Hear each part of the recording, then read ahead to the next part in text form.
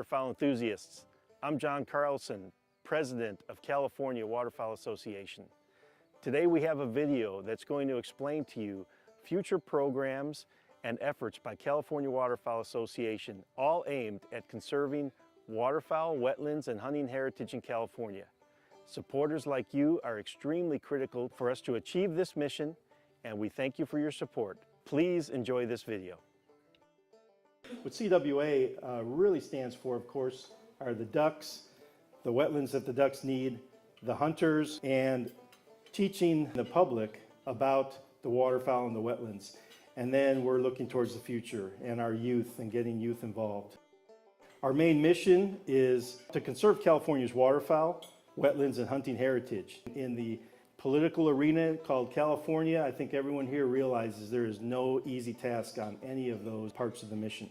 Our highlights over the past 20 years with CWA, we have approximately 20,000 members, and that varies a bit.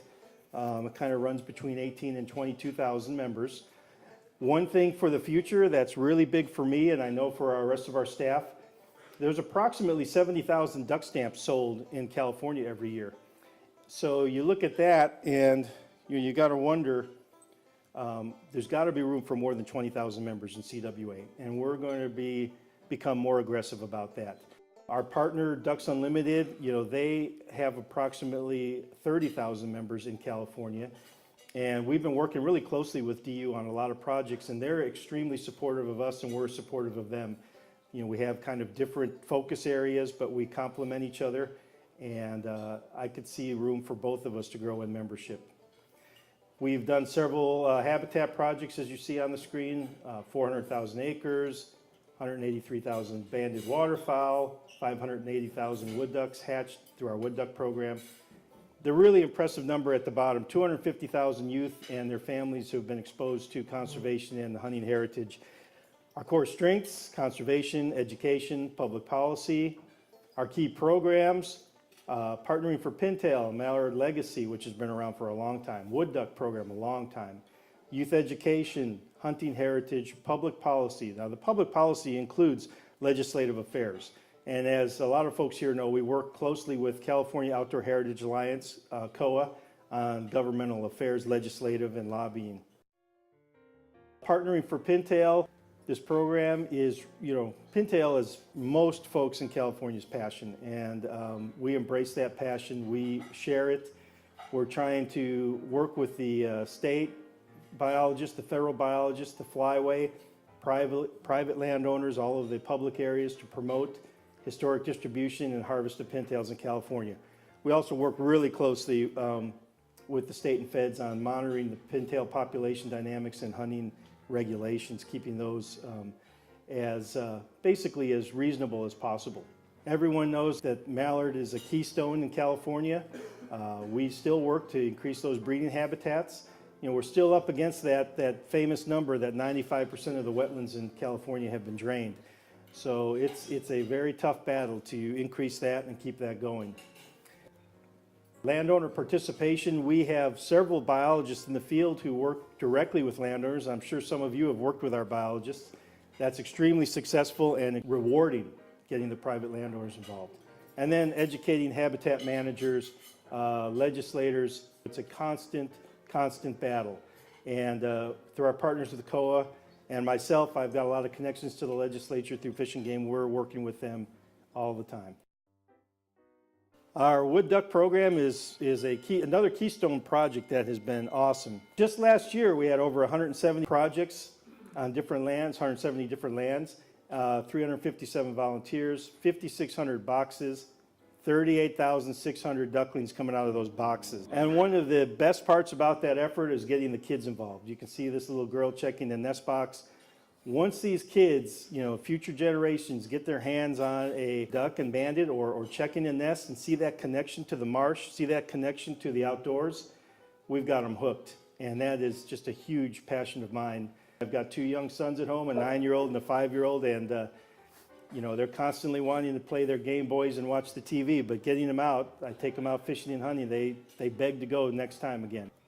Everyone is excited about this year's Precipitation. We have got Excellent conditions in the west and in California. Those purple marks are above 150% precipitation. Great news for our nesting birds here in California. Habitat conditions in Canada are off the charts this year. Over 200% of normal precipitation. They have not seen that kind of wet conditions on the nesting grounds in decades up there. So we're really looking for a great year this year. Our big projects here with CWA is moving dirt, working on habitat restoration, habitat enhancement. Last year alone, 70 projects completed with about $5 million worth of money going into that. 18,900 acres enhanced, 1,900 restored. 54% of this is on public lands, which is very exciting because as we know right now, the feds and the state, they're having huge budget problems. Their staffing at the wildlife areas, the federal and state refuges, is down. Their equipment budgets are down. When we can come in and help them, and we've done a lot of work, like the Yola Wildlife Area just out of Davis, a third of their acreage, 5,000 acres out of their 15, we've been involved in manipulating and helping them restore it and enhance it for management. Some of the goals for this year, we've got 60 projects in line, and we've got several duck stamp projects, Wildlife Conservation Board, Wildlife Reserve Program, and private folks with clubs will come to us and we'll do projects with them. Youth is our passion, and I believe a lot of folks share that. You know, when you look at the average age of membership in CWA and Ducks Unlimited and our hunting license buyers, everyone knows that that age is getting older every year. You can see we had 11,000 kids go through our programs last year alone. And like I said, a lot of classroom work, but we have weekend camps. We get kids out in the marsh. The Junior Duck Stamp Contest, modeled after the federal duck stamp. CWA goes into classrooms and does a lot of presentations to get kids interested in doing artwork. This is from kindergarten through 12th grade. Well, this year we had over 3,000 entries. Once a year we put on an art camp. These are actually accomplished artists who come to this camp and they spend a weekend. Some of our supporters have the kids come up to their duck club. They get to do work with artists, carvers, and photographers, and then they also get a great duck dinner. They get to see all aspects of it. Extremely exciting results from that. Hunting heritage, which, you know, one of the things I've heard in my travels all over the state, people that really love CWA, what they mainly love is that we stand up for the hunters in California. And our hunter camps, our waterfowl hunter camps, our youth hunts, our special outdoor adventures and clinics. Last year we had 1,300 participants. 43% of those were new hunters. If you want these kids to continue with this passion, you really need to have the families involved. We need support from the private sector. We also need support from government grants and foundational grants. The hunt program, many private clubs are donating hunts now. So last year we had 75 different properties, 200 different hunts, 1,100 applications. This is providing public hunting opportunity on these private lands that a lot of these folks have never had before. You know, they've been refuge hunting. And the excitement of both the landowners that are giving the hunts and the hunters has been very, very encouraging to us. Public policy, which is government affairs, talking to legislators, it's hard to really let an audience know how important it is, but let me tell you, in California, as you all know, like that top line there, protect land and water resources and provide habitat for waterfowl and wetlands, waterfowl and hunters. We protect and defend waterfowl hunting in California. We're at the forefront. Strengthen government affairs effectiveness, connection with the California Outdoor Heritage Alliance. Some of our focus areas, refuge water supply. I think everyone here can relate to the refuge water supply. Klamath Basin, and we've been working with Fish and Wildlife Service. Delta planning is very large. Our friends that have clubs in the Sassoon Marsh and the Delta, they understand, you know, there's a lot of planning going on, and some of it does not complement managed wetlands. So we are at the table on several committees and several policy boards fighting for managed wetlands and fighting for waterfowl resources. The North American Wetland Conservation Act funding, NACA, a couple months ago when President Obama unveiled, you know, budget planning, the proposal was to zero out the Wetland Act funding. We worked very hard with our partners. Ducks Unlimited helped us a lot. I think 80% of it was restored.